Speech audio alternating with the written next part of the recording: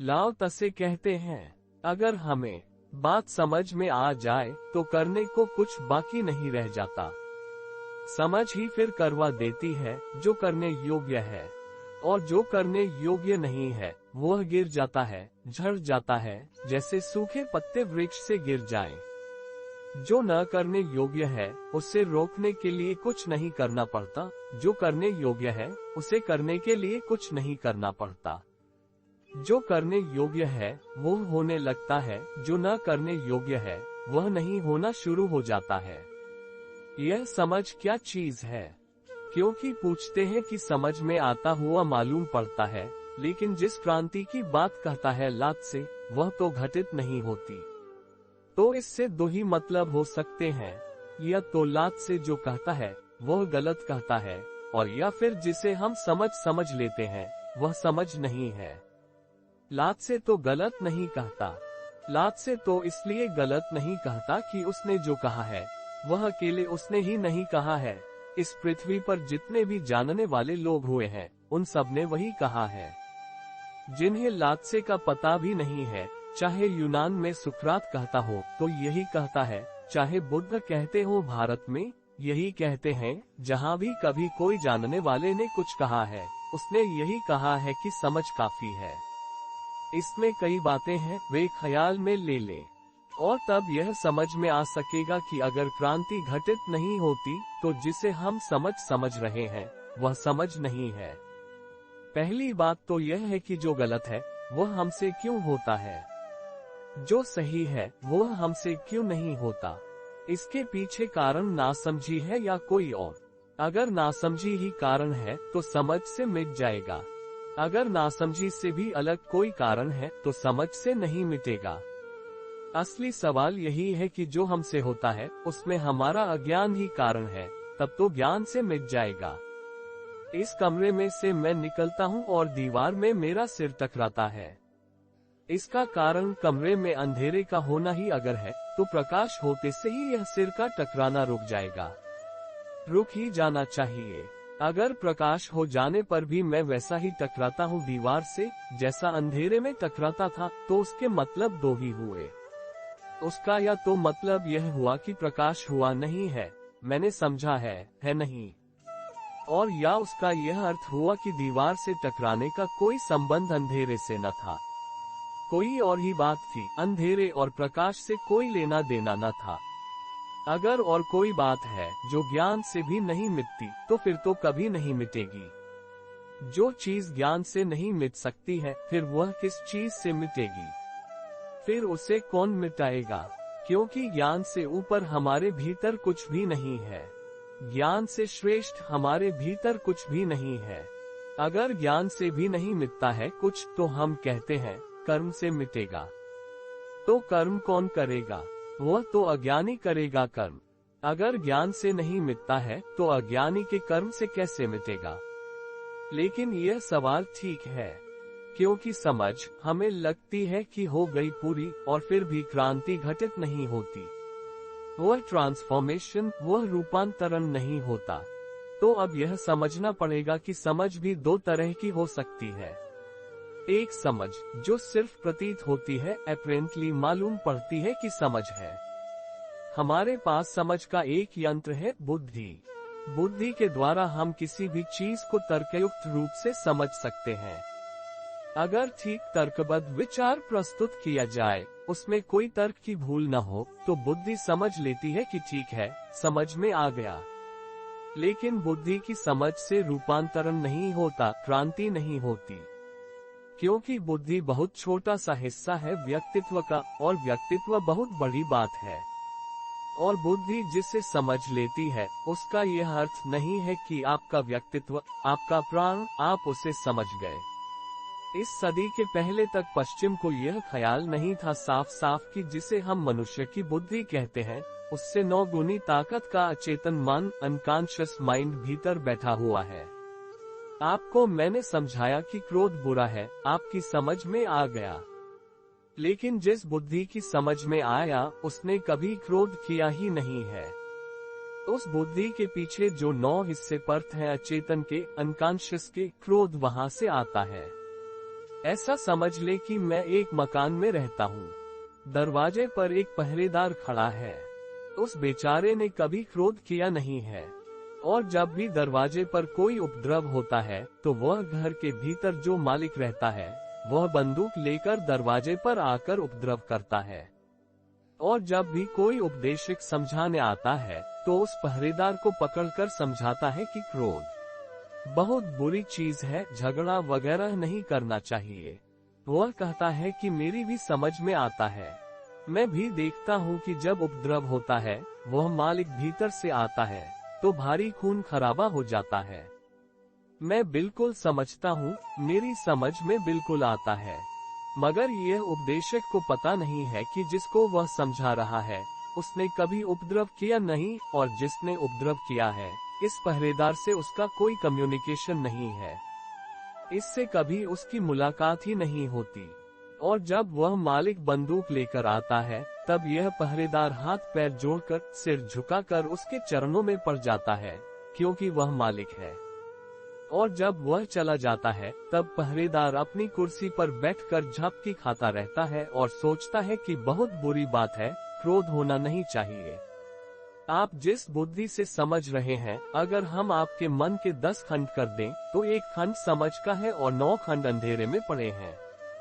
जीवन का सारा उपद्रव अंधेरे खंडों से आता है। जब आपके भीतर कामवासना पैदा होती है तो आपके उन 9 हिस्सों से आती है। और जब ब्रह्मचर्य की आप किताब पढ़ते हैं तो वह एक हिस्सा पढ़ता है पहरेदार।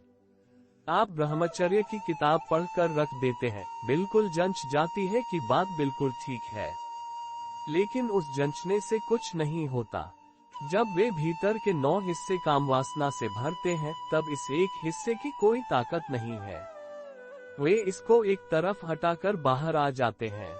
इसके जिम्मे एक ही काम है कि जब वक्त मिले तो समझने का काम करे, और जब फिर वक्त मिले तो पश्चाताप करे। यह जो एक हिस्सा मन है इसकी कोई सुनवाई नहीं है। ध्यान रहे कि मन में जितना गहरा हिस्सा होता है उतना ताकतवर होता है। परिधि पर, सरकमफ्रेंस पर ताकत नहीं होती, ताकत सेंटर में होती है। जिसको हम बुद्धि कहते हैं वो हमारी सरकमफ्रेंस है, परिधि है, घर के बाहर का परकोटा है, वहाँ कोई खजाने नहीं रखता। खजाने तो उस तिजोरी में दबे होते हैं जो घर का भीतरी से भीतरी अंतरंग है। तो हमारे जीवन की ऊर्जा तो अंतरंग में छिपी है, और बुद्धि हमारे दरवाजे पर खड़ी है। इसी बुद्धि से पढ़ते हैं, इसी बुद्धि से सुनते हैं, इसी बुद्धि से समझते हैं। तो लात से जब कहता है समझ में आ जाए तो रूपांतरण हो जाता है, तो वह कह रहा है उस सेंटर की समझ में आ जाए, वह जो आपके भीतर अंतरस्थ बैठा हुआ अंतिम मालिक है उसकी समझ में आ जाए तो क्रांति हो जाती है।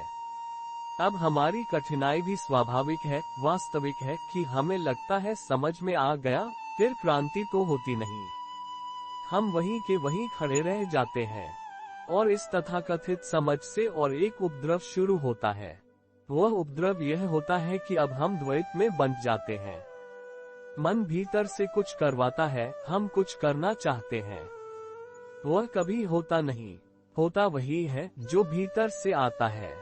और फिर आखिर में पश्चाताप और दीनता और हीनता मन को पकड़ती है, और अपनी ही आंखों में आदमी गिरता चला जाता है। उससे लगता है कि मैं कुछ भी नहीं हूँ, किसी कीमत का नहीं हूँ। तो यह जो समझ है हमारी लात से इसके संबंध में नहीं कह रहा है। यह इंटेलेक्चुअल जो अंडरस्टैंडिंग है यह धोखा है समझ का। यह ऐसा ही है जैसे कोई कहे कि अगर वृक्ष को जल मिल जाए तो उसमें फूल आ जाते हैं। हम जाकर वृक्ष के पत्तों पर जल छिड़काएं, फिर फूल न आए तो हम कहें कि हमने तो जल छिड़का, फूल नहीं आए, जाहिर है कि जिसने कहा था गलत था। और या फिर हमने जो जल छिड़का वह जल न था। स्वभावतः हमारे सामने सवाल उठेगा, फूल तो नहीं आए, लेकिन जिसने कहा था वृक्ष को जल मिल जाए तो फूल आ जाते हैं, उसने कहा था वृक्ष की जड़ों को, रूट्स को। यह मजे की बात है कि वृक्ष के पत्ते को आप जल दें तो जड़ों तक नहीं पहुंचता, जड़ों को जल दें तो पत्ते तक पहुंच जाता है। क्योंकि पत्तों के पास कोई यंत्र नहीं है कि जल को रूट्स तक पहुंचा दे, जड़ों तक पहुंचा दे जल को। जड़ों के पास यंत्र है। जड़ें केंद्र हैं वृक्ष की, पत्ते तो परिधि हैं। इसलिए पत्ते रहे कि गिर जाएं, नॉन एसेंशियल है। दूसरे पत्ते आ जाएंगे, लेकिन जड़ें चली जाएं तो दूसरी जड़ें लाना बहुत मुश्किल है, असंभव है। तो दो बात समझ लें। एक तो यह कि जिसको आप समझ कहते हैं वह केवल तार्किक, शाब्दिक, बौद्धिक है, आंतरिक नहीं, आत्मिक नहीं, समग्र नहीं। आपके प्राणों तक वह जाती नहीं और इसलिए रूपांतरण नहीं होता। बात बिल्कुल समझ में आ जाती है और आप वहीं के वहीं खड़े रह जाते हैं, कहीं कोई फर्क नहीं पड़ता। तो अब क्या करें? वह समझ हम कैसे लाएं जो समझ जड़ों तक जाए? हमारी सारी शिक्षा और दीक्षा एक ही समझ की है, यह तथाकथित जो समझ है। गणित सीखते हैं इसी बुद्धि से, भाषा सीखते हैं इसी बुद्धि से। काम चल जाता है। काम इसलिए चल जाता है कि आपके भीतर के केंद्र का कोई विपरीत गणित नहीं है, नहीं तो काम नहीं चलता। आपके इनर मोस्ट सेंटर का अपना अगर कोई मैथमेटिक्स होती तो आपके स्कूल कॉलेज सब दो कौड़ी हो जाते, लेकिन उसके पास कोई मैथमेटिक्स नहीं है। इसलिए आप स्कूल में गणित सीख लेते हैं, भीतर से कोई विरोध नहीं होता। आप 2 और 2 4 जोड़ते रहें, भीतर कोई कहने वाला नहीं कि 2 और 2 5 होते हैं। अगर भीतर का मन कहने को होता कि 2 और 2 5 होते हैं, तो सारी यूनिवर्सिटीज कचरे में पड़ जाती। आप 2 और 2 4 नहीं जोड़ पाते। जब भी जोड़ने जाते 5 लिखते। इसलिए विश्वविद्यालय सफल है कामचलाओ दुनिया के लिए, क्योंकि गणित हमारी इजाद है, भाषा हमारी इजाद है, जो भी हम सिखा रहे हैं स्कूल में वह आदमी की इजाद है। अगर हम आदमी को न सिखाएं तो वह आदमी में होगा ही नहीं। अगर हम एक बच्चे को भाषा न सिखाएं तो वह बच्चा अपने आप भाषा नहीं बोल पाएगा। लेकिन एक बच्चे को क्रोध सिखाने की जरूरत नहीं है, वह अपने आप क्रोध सीख लेगा। अगर हम एक बच्चे को गणित न सिखाएं तो दुनिया में कोई उपाय नहीं है कि वह गणित सीख ले। लेकिन सेक्स या कामवासना सिखाने के लिए किसी विद्यापीठ की जरूरत नहीं पड़ेगी। उसे जंगल में डाल दो, खड्ड में, वहां भी वह सीख लेगा। सीख लेने का सवाल नहीं है, वह भीतर से आएगा। तो इसका मतलब यह हुआ कि जीवन में जो चीज भी भीतर से आती है उसी के मामले में अड़चन में पड़ते हैं आप।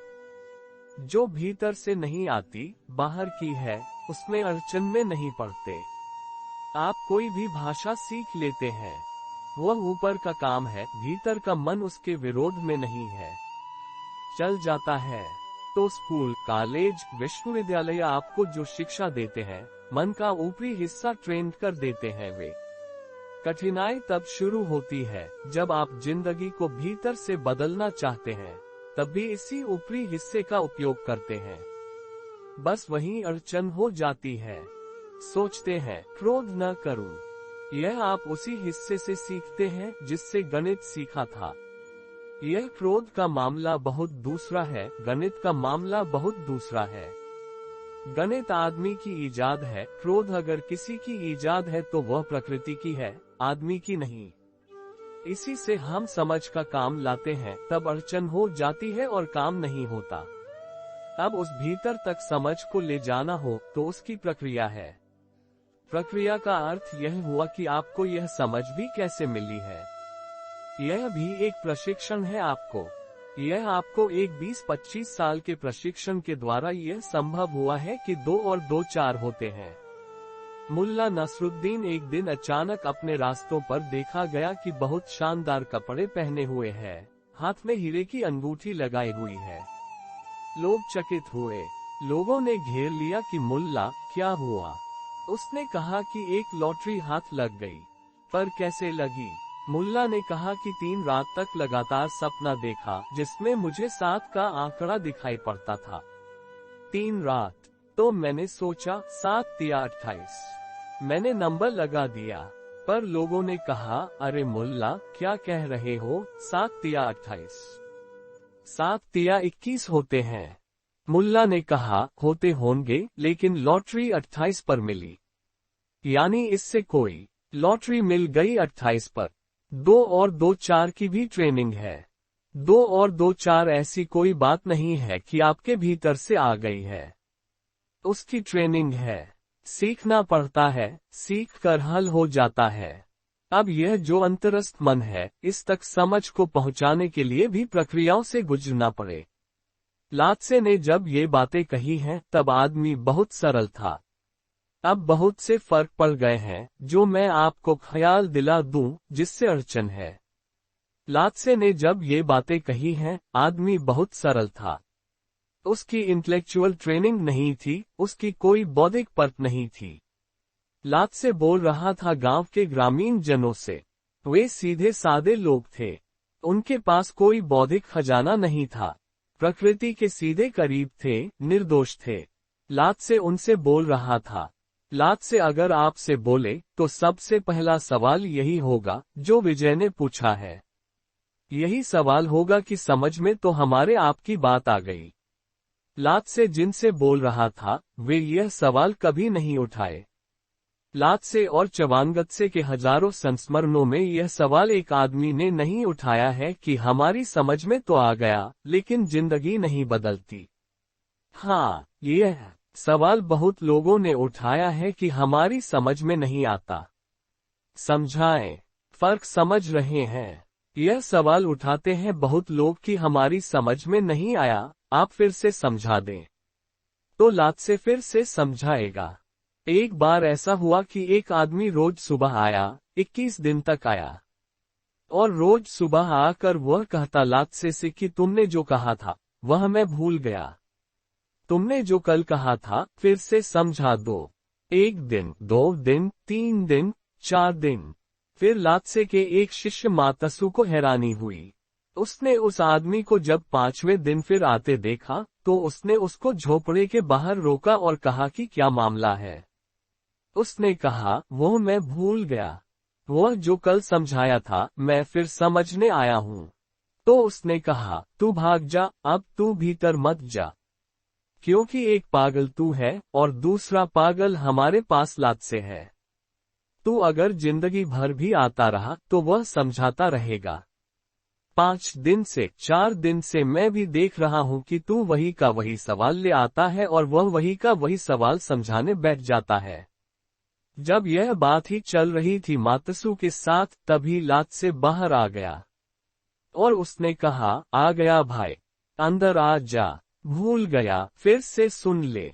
वह 21 दिन रोज आ रहा है, 22वें दिन नहीं आया। तो कहानी कहती है कि लात्से उसके घर पहुंच गया। कहा, क्या तबीयत खराब है? क्या हुआ? उस आदमी ने कहा, समझ में आ गया। और कुछ? उसने कहा कि कुछ नहीं, मैं दूसरा आदमी हो गया। लेकिन फर्क आप समझ रहे हैं। अगर हम 21 दफा जाते लात्से के घर पर, तो हम समझने न जाते। हम कहते, समझ में तो पहले दिन ही आ गया, जिंदगी नहीं बदली। वह आदमी यह कहता ही नहीं है कि जिंदगी नहीं बदली, क्योंकि वह आदमी यह कहता है कि आप कहते हो, समझ में आ जाएगा तो जिंदगी बदल ही जाएगी। वह बात खत्म हो गई। अब समझ में ही आ जाए। बुद्ध जब भी बोलते थे, तो अभी जब बुद्ध के ग्रंथों को संपादित किया गया है, तो बड़ी हैरानी हुई, क्योंकि बुद्ध एक एक पंक्ति को 3 बार से कम दोहराते नहीं थे। 3 बार कहेंगे। अब 3 बार छापो तो नाहक 3 गुनी किताब हो जाती है, और पढ़ने वाले को भी कठिनाई होती है। तो राहुल सांकृत्यान ने जब पहली दफा हिंदी में विनय पिटक का पूरा संग्रह किया, तो हर पंक्ति के बाद निशान लगाए उन्होंने, और निशान बाहर सूची बना दी। फिर से वही, उसका निशान है, फिर से वही, उसका निशान है, फिर से वही, डिट्टो। पूरी किताब निशान से भरी हुई है। क्या बात क्या थी? बुद्ध क्यों इतना दोहरा रहे हैं?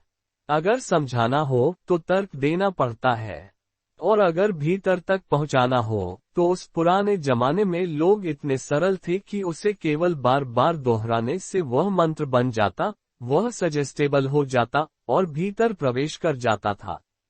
सिर्फ बार बार दोहराना काफी था। जितनी बार दोहराया जाए उतना भीतर प्रवेश करने लगता है। लेकिन बुद्धि तो एक ही दफे में समझ जाती है, इसलिए दोबारा दोहराने की जरूरत नहीं रह जाती। अगर दोबारा दोहराओ तो वह आदमी कहेगा, आप क्यों हमारा समय जाया कर रहे हैं। समझ गए। अब दूसरी बात करिए। आज भी जो लोग अनकॉन्शियस माइंड के साथ काम करते हैं, वे सिवाय दोहराने के और कुछ नहीं करते। जैसे कि अभी पेरिस में कुछ वर्षों पहले एमाइल कुए नाम का एक बहुत बड़ा मनोवैज्ञानिक था, जिसने लाखों लोगों को ठीक किया। पर वह एक ही बात दोहराता था कि तुम बीमार नहीं हो। अब वह घंटे भर लिटाए है उस आदमी को और दोहरा रहा है कि तुम बीमार नहीं हो, तुम बीमार नहीं हो। वह आदमी कह सकता है कि समझ गए एक दफा, अब इसको बार बार कहने का क्या प्रयोजन है। पर एमाइल कुए कहता है कि तुमसे मुझे मतलब नहीं है। तुम तो समझ गए, तुम तो पहले ही समझ रहे हो। तुम्हारे जो भीतर गहरे और गहरे में वहां तक, वह दोहराए चला जाएगा। थोड़ी देर में यह ऊपर की जो बुद्धि है, जो यह ऊपर की बुद्धि है, यह नए में रस लेती है, पुराने में रस नहीं लेती। यह थोड़ी देर में कहेगी कि ठीक है, सुन लिया, सुन लिया, सुन लिया। यह सो जाएगी। हिप्नोसिस का कुल इतना ही मतलब है, यह सो जाएगी। यह ऊपर की जो बुद्धि है, ऊब जाएगी। यह परेशान हो जाएगी कि क्या कहे चले जा रहे हो कि तुम बीमार नहीं हो। यह थोड़ी देर में सो जाएगी, लेकिन कोई कहता चला जाएगा। और जब यह सो जाएगी तो इसके पीछे की जो परत है, वह सुनने लगेगी। थोड़ी देर में वह भी ऊब जाएगी, वह भी सो जाएगी। तो उसके पीछे की जो परत है, वह सुनने लगेगी। और यह कुएं दोहराए चला जाएगा। यह तब तक दोहराए चला जाएगा जब तक आपके भीतरी केंद्र तक यह खबर न पहुंचा दे कि तुम बीमार नहीं हो। और अगर यह भीतरी केंद्र तक खबर पहुंच जाए, वह केंद्र अगर मान ले कि मैं बीमार नहीं हूं, तो बीमारी समाप्त हो गई। अब इसके लिए मंत्रों का, ध्यान का, तंत्र का न मालूम कितना कितना आयोजन करना पड़ा। बाद में करना पड़ा, जबकि लोग ज्यादा सोफिस्टिकेटेड हो गए। लादसे के वक्त में कोई जरूरत न थी। लादसे के वक्त तक कोई जरूरत न थी। लोग सरल थे और उनके अंतरस्थ मन का द्वार इतना खुला था और बुद्धि का कोई पहरेदार न था कि कोई भी बात लादसे जैसा आदमी कहता तो वह भीतर प्रवेश कर जाती। इस सब का इंतजाम था। लादसे के पास जाता ही कोई तब था जब वह श्रद्धा करने को राजी हो। लादसे के पास अगर कोई जाता और तर्क करने को उत्सुक होता, तो लादसे कहता कि अभी तू फलां गुरु के पास जा, थोड़े दिन वहां रह। अभी मैं एक सूफी फकीर का जीवन पढ़ता था। अजनबी एक सूफी फकीर था। गांव का एक बहुत बड़ा पंडित, एक बड़ा व्याकरण का ज्ञाता अजनबी को सुनने आया, तो उसने देखा कि वह व्याकरण वगैरह जानता नहीं, ठीक से भाषा उसे आती नहीं। तो उस पंडित ने कहा कि पहले तो लोगों को, जिनको आप समझा रहे हैं, ठीक से भाषा समझाए, व्याकरण समझाए। प्रारंभ से ही प्रारंभ करिए। यह आप क्या कर रहे हैं? आप इतनी ऊंची बातें कर रहे हैं, लेकिन न भाषा का ठिकाना, न व्याकरण का। तो उस सूफी फकीर ने कहा कि तू रुक जा यहाँ। उस फकीर के चमत्कारों की बड़ी कथाएं थीं। वह पंडित रुक गया। सूफी ने उससे कहा कि बाहर झोपड़े के जो कुत्ते और बिल्लियां सांझ को इकट्ठे होते हैं, तू उनको व्याकरण सिखाना शुरू कर दे।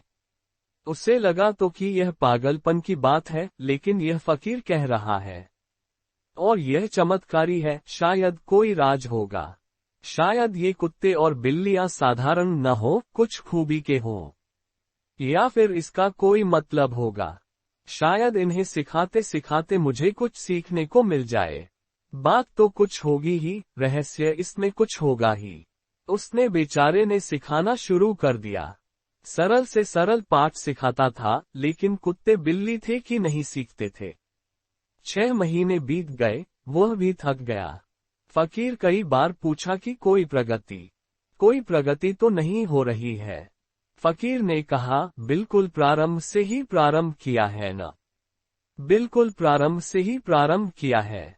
इससे और आगे प्रारंभ भी नहीं होता, कुछ भी सिखा पाए। उसने कहा कि एक कदम ही नहीं उठ रहा आगे। उस फकीर ने कहा, क्या कठिनाई क्या है? उस पंडित ने कहा, वे भाषा ही नहीं जानते हैं, बोलना ही नहीं जानते। बोलना जानते हो तो मैं व्याकरण भी सिखा दूं। वह फकीर कहने लगा कि मैं जिस दुनिया की बातें कर रहा हूं, तुझे उस दुनिया की न भाषा का पता है और न व्याकरण का पता है। तुझे उसका पता हो तो मैं भी शुरू कर सकता हूं, तेरे साथ भी शुरू कर सकता हूं। पुराने युगों में यह नियमित व्यवस्था थी कि गुरु अगर देखता कि कोई तर्क करने आ गया, तो उसे उस जगह भेज देता जहां तर्क ही चलता था, ताकि वह तर्क से थक जाए, परेशान हो जाए और इतना ऊब जाए कि एक दिन आकर वह कहे कि तर्क बहुत कर लिया, कुछ मिला नहीं, अब कोई ऐसी बात कहें जिससे कुछ हो जाए। तब लात से जैसे आदमी बोलते हैं। एक सूफी फकीर के बाबत।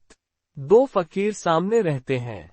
एक फकीर का शिष्य है, वह अपने गुरु को आकर कहता है कि सामने वाला जो सूफी है, यह आपके बाबत बहुत गलत सलत बातें प्रचारित करता है। यह कुछ गंदी गंदी बातें भी आपके संबंध में गढ़ता है, अफवाहें उड़ाता है। आप इसे ठीक क्यों नहीं कर देते? कुछ बोलते क्यों नहीं? तो उस फकीर ने कहा, तू ऐसा कर, तू उसी से जाकर पूछ कि राज क्या है। पर ऐसे जल्दी मत पूछना, क्योंकि कीमती बातें अजनबियों को नहीं बताई जाती हैं। और राहगीर चलते आकर कुछ पूछ लें, तो उनको उत्तर जो दिए जाते हैं, वे रास्ते की ही कीमत के होते हैं। तो उसने कहा, मैं क्या करूं? कहा कि साल भर उसकी सेवा कर, निकट पहुंच, और जब आंतरिकता बन जाए, तब किसी दिन क्षण का ख्याल रखकर, समय का बोध रखकर, अवसर खोजकर उससे पूछना। तो साल भर उसने सेवा की, बहुत निकटस्थ हो गया, आत्मीय हो गया। एक दिन पैर दाब रहा था रात, तब उसने अपने गुरु को पूछा कि आप गालियां देते हैं, सामने वाले गुरु के खिलाफ सब कुछ कहते हैं, इसका राज क्या है? तो उसने कहा, तू पूछता है, किसी को बताना मत। मैं उसका शिष्य हूं, और राज बताने की मनाही है, तू जाकर उसी से पूछ ले। पर ये बातें अजनबियों को नहीं बताई जाती हैं, राह चलतों को नहीं बताई जाती हैं। जरा निकट हो जाना। उसने कहा, अच्छी मुसीबत में पड़े। हम तुम्हें दुश्मन समझकर साल भर मेहनत किए, तुम शिष्य निकले। उसके ही शिष्य हो, वहीं वापस जाना पड़ेगा। 2 साल गुरु की पुनः सेवा की लौटकर। एक क्षण सुबह स्नान कराते वक्त कोई नहीं था, गुरु को वह स्नान करा रहा था, पूछा कि आज मुझे बता दें, यह राज क्या है? तो उसके गुरु ने कहा कि वह मेरा ही शिष्य है, और उसे वहां इसलिए रख छोड़ा है कि वह मेरे संबंध में गलत बातें उड़ाता रहे। जिनको उन गलत बातों पर भरोसा आ जाए, वे ताकि मेरे पास न आ सकें, वे गलत लोग हैं। उनके साथ मेरा समय नष्ट न हो। मेरा समय कीमती है।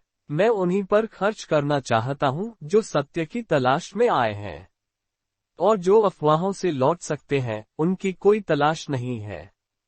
वह आदमी अपना है, और उसने इतनी सेवा की है मेरी इन 20 वर्षों में, जिसका हिसाब नहीं है। सैकड़ों फिजूल के लोगों से उसने मुझे बचाया है। यह नियमित व्यवस्था थी, और जब कोई श्रद्धा से भर जाए, श्रद्धा से भरने का अर्थ है जब कोई हृदय को सीधा खोलने को तैयार है। अभी साइकोलॉजिस्ट या साइकोएनालिस्ट क्या कर रहे हैं? वे इतना ही कर रहे हैं।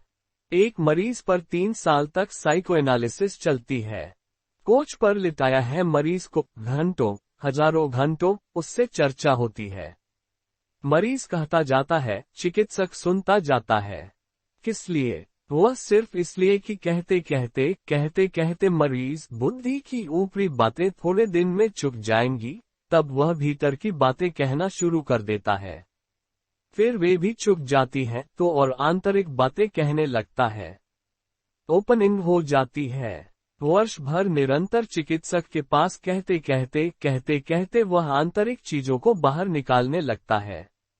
और जब चिकित्सक देखता है कि अब वे चीजें बाहर निकलने लगी जो बहुत गहरी हैं, तब वक्त आया, यह आदमी सजेस्टेबल हुआ, इसको अब कोई सुझाव डाला जा सकता है। अब इसके भीतर का दरवाजा खुल गया, अब इसके भीतर कोई बीज डाल दिया जाए, तो वृक्ष बन जाएगा। समझ का अर्थ है आपके भीतरी तल तक पहुंच जाए कोई बात, लेकिन तर्क कभी न पहुंचने देगा। और हम तर्क से ही समझना चाहते हैं, और तर्क ही उपद्रव है, वही पहरेदार है।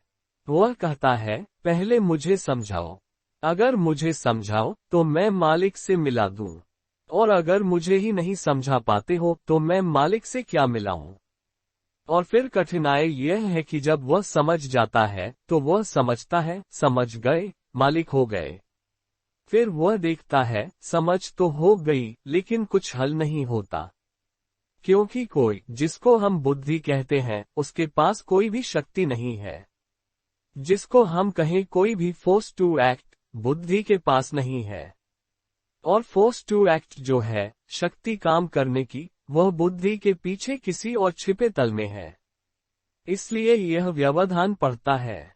तो अगर उस तक पहुंचना है तो फिर अगर नहीं पहुंचता सीधा किसी को पहुंच जाता हो, तब तो कोई सवाल नहीं। अगर नहीं पहुंचता सीधा तो पहले इस बुद्धि के पहरे को तोड़ने के लिए उपाय करने पड़ते हैं। कुछ ध्यान करना पड़े, इस बुद्धि के पहरे को तोड़ना पड़े। और ध्यान की कोई ऐसी प्रक्रिया उपयोग में लानी पड़े जो आपको निर्बुद्धि बना दे, इर्रेशनल बना दे। जैसे मैं जो ध्यान का प्रयोग करता हूं वह बिल्कुल बुद्धिहीन है, तो बुद्धिमान उसको देखकर ही भाग जाएगा। वह कहेगा यह क्या हो रहा है कि लोग नाच रहे हैं, चिल्ला रहे हैं, कूद रहे हैं, पागल हैं। लेकिन जो आदमी नाच रहा है, कूद रहा है, वह बुद्धि के तल से नीचे उतर गया, क्योंकि बुद्धि तो सेंसस का काम करती है। वह कहती है क्यों हंस रहे हो, अभी कोई हंसने की बात ही नहीं, पहले हंसने की बात तो होने दो फिर हंसना। कहती है क्यों रो रहे हो, अभी कोई रोने की बात ही नहीं, क्यों कूद रहे हो, कोई जमीन में आंच लगी है, आग लगी है कि तुम कूद रहे हो। ये क्यों भूसे तान रहे हो हवा में, पहले किसी को गाली देने दो फिर भूसा उठाना। बुद्धि पूरे समय यह कह रही है कि जो तुम कर रहे हो वह तर्कयुक्त हो, लेकिन जिंदगी में कभी भी कुछ तर्कयुक्त किया है? जब किसी से प्रेम हो जाएगा तब बुद्धि कहाँ होगी, और जब किसी से क्रोध हो जाएगा तब बुद्धि कहाँ होगी, और जब किसी को मारने का मन हो जाएगा या मरने का मन हो जाएगा तब बुद्धि कहाँ होगी। तो जिंदगी की जहां असली जरूरतें हैं वहां तो बुद्धि होगी नहीं, और उन गहरे बिंदुओं तक आप कभी उतर न पाएंगे बुद्धि की बात मानकर चलेंगे तो। ध्यान के सब प्रयोग आपकी बुद्धि की परत को तोड़ने के प्रयोग हैं। वह आपकी एक दफा परत टूट जाए तो आप एकदम सरल हो जाते हैं, और जब आप सरल हो जाते हैं तो आपके पास एक अंतर्दृष्टि होती है जहां से चीजें साफ दिखाई पड़ती हैं। तब यह सवाल कभी नहीं उठता कि मेरी समझ में आ गया और क्रांति नहीं हुई। समझ में आ जाना ही क्रांति है। To know is to be transformed, knowledge is transformation. यह सवाल फिर नहीं उठता, लेकिन यह उठता है, और मैं यह नहीं कहता कि गलत उठता है। हम जैसे हैं आज उसमें यह सवाल उठेगा। हम दो हिस्सों में बंटे हुए हैं। जिस हिस्से से समझते हैं उसका कोई संबंध नहीं है उस हिस्से से जिससे करते हैं। करने का हिस्सा अलग, समझने का हिस्सा अलग। घर डिवाइडेड है, दो टुकड़ों में बंटा हुआ है। जिसके हाथ में ताकत है करने की वह समझने नहीं आता, जिसके हाथ में करने की कोई ताकत नहीं है वह समझने आता है। इन दोनों के बीच कभी कोई मेल नहीं होता। अब इसमें क्या किया जाए? इसमें एक ही उपाय है कि आप इस समझने की जो परत है इसको तोड़कर थोड़ा नासमझी की दुनिया में उतरें और थोड़ा नासमझ होकर देखें। तो आपके इन दोनों विभाजनों के बीच की दीवार धीरे धीरे गिरेगी और आप दोनों में आना जाना आपका शुरू हो जाएगा। और तब आप इंटीग्रेटेड होंगे, इकट्ठे होंगे, एक होंगे। और वह जो एक आदमी है, वह जो भी समझ लेता है वही उसकी जिंदगी में फलित हो जाता है। हम दो हैं, और इसलिए हमारा जो सवाल है वह जिंदगी तक उलझता चला जाता है, और हर जिंदगी के बाद ज्यादा उलझ जाएगा क्योंकि विभाजन बढ़ता ही चला जाता है। इस विभाजन को कहीं से तोड़ें। पिछले आबू के शिविर में एक मित्र, पढ़े लिखे, बड़े सरकारी एक पद पर वे देखने आए थे। 2 दिन तो वे देख रहे थे। मुझसे आकर कहा कि यह तो मैं न कर पाऊंगा, यह जो लोग कर रहे हैं यह मैं न कर पाऊंगा। तो मैंने कहा कि यह आप कैसे कहते हैं कि न कर पाएंगे? करके देखकर कह रहे हैं, बिना करे कह रहे हैं, या सिर्फ इस भय से कह रहे हैं कि भीतर डर है कि हो तो यह भी मुझसे जाएगा? किस वजह से कह रहे हैं? वे कुछ थोड़े डरे। पत्नी उनके साथ थी, उसकी तरफ देखा। मैंने उनकी पत्नी को कहा कि तुम जाओ, तुम्हारे सामने शायद वे अपनी बुद्धिमानी न छोड़ पाए, तुम हटो। वे कहने लगे, डर से ही कह रहा हूँ। मुझे भी ऐसा लगता है कि अगर मैं भी कूद पड़ूं, तो बहुत उपद्रव मचाऊंगा। फिर मैंने कहा, उसे मचाओ, एक दफे उसे मचा कर देखो, तुम अपनी नई ही सूरत से परिचित होगे, वही तुम्हारी असली सूरत है। वक्त बेवक्त पर वह निकलकर बाहर आ जाती है, लेकिन तब तुम उसके मालिक नहीं हो सकते, क्योंकि वह क्षण भर को आती है फिर छिप जाती है। मनोवैज्ञानिक कहते हैं, क्रोध जो है वह टेम्परेरी मैडनेस है। टेम्परेरी है तो मैडनेस पूरी टेम्परेरी है, थोड़ी देर रहती है, इसलिए आपको पता नहीं चलता, फिर निकल गई। परमानेंट हो जाए, आप पागल हो गए। लेकिन जो टेम्परेरी है वह कभी भी परमानेंट हो सकता है। मैंने उनसे कहा, आप करें। उन्होंने कहा, हिम्मत जुटाऊं, कोशिश करूं। मैंने कहा, कोशिश हिम्मत की बात नहीं है। आप तो आंख पर पट्टी बांधकर और खड़े हो जाएं, और जब आने लगे तब भूल जाएं कि आप बड़े अधिकारी हैं और बड़े पढ़े लिखे हैं और समझदार हैं। तीसरे दिन वे कूद रहे थे, वह दूसरा ही व्यक्तित्व था। लौटकर उन्होंने मुझे कहा कि मैं इतना हल्का हो गया हूं कि उड़ जाऊं, इतना हल्का हो गया हूं, भीतर से ना मालूम कितनी बीमारी बाहर निकल गई है, और अब मैं आपकी बात ज्यादा ठीक से समझ सकूंगा कि आप क्या कह रहे हैं। तो हमारे दिमाग पर जो बैठा हुआ एक पहरा है तथाकथित समझदारी का, उसे तोड़ना पड़े तो आपके भीतर वह समझ आ सकेगी। तो पहले यह तथाकथित समझ को तोड़ने के लिए कुछ करें। जुनैद नाम का सूफी फकीर था, उसके पास कोई साधक आता तो पहले उससे वह कोई पागलपन करवाता, उससे कहता कि जाओ बाजार में, सड़क पर खड़े हो जाओ और लोगों से कहो कि जो मुझे एक जूता मारेगा उसको मैं एक आशीर्वाद दूंगा, और जो जूता मुझे नहीं मारेगा संभल कर जाए, एक अभिशाप। वह आदमी कहता, आप यह क्या कह रहे हैं? पर वह कहता, पहले तुम एक बस्ती का चक्कर लगाओ, फिर हमारी तुम्हारी बात हो सकेगी, तुमसे हमारा मामला नहीं चलेगा।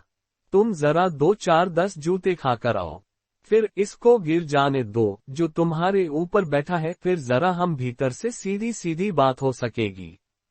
समझ की भीतरी गहराई के लिए कहता है लात से। वह ठीक कहता है कि डालो कांटा समझ का, तो क्रांति की मछली पकड़ में आएगी। लेकिन आप अपने घर की बाल्टी में बैठे हैं, कांटा डाले, उसमें नहीं आएगी। आपको खुद ही पता है कि इस बाल्टी में कोई मछली ही नहीं है। आप जिस बुद्धि में पकड़ने चल रहे हैं क्रांति को, वहां कोई क्रांति नहीं है।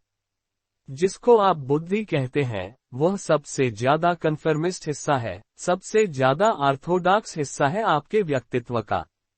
वहां कुछ पकड़ में नहीं आएगा। उससे गहरे में, जहां जीवन की धारा बहती है, जहां तरलता है, जहां चीजें जन्म लेती हैं, अराजकता है, जहां केओस है अस्तित्व का, भीतर गहरे में, जहां हृदय में, जहां सारी ऊर्जा उठती है, जहां से काम आता है, क्रोध आता है, प्रेम आता है, घृणा आती है, दया करुणा आती है, वहां यह गणित और भाषा जहां चलती है, वहां से नहीं। यह भूगोल और इतिहास जहां पढ़ा जाता है, वहां से नहीं। केमिस्ट्री और फिजिक्स की जानकारी जहां से होती है, वहां से नहीं। जहां से प्रेम पैदा होता है, जहां से घृणा पैदा होती है, जहां जीवन के मूल स्रोत बहते हैं, वहां जब कांटा डलता है समझ का, तो क्रांति की मछली पकड़ में आती है, उसके बिना नहीं आती है। अब अगर कभी 1000 में कोई एकाध ऐसा सरल आदमी होता है तो तत्काल हो जाता है। आज तो वह हालत कम होती चली जाएगी। आज तो हमें कुछ उपाय, कुछ डिवाइस करनी पड़ेगी जिससे तोड़ें। पहले तोड़ें, फिर भीतर प्रवेश हो सकता है। और तब समझ और क्रांति दो चीजों के नाम नहीं है, एक ही सिक्के के दो पहलू हैं।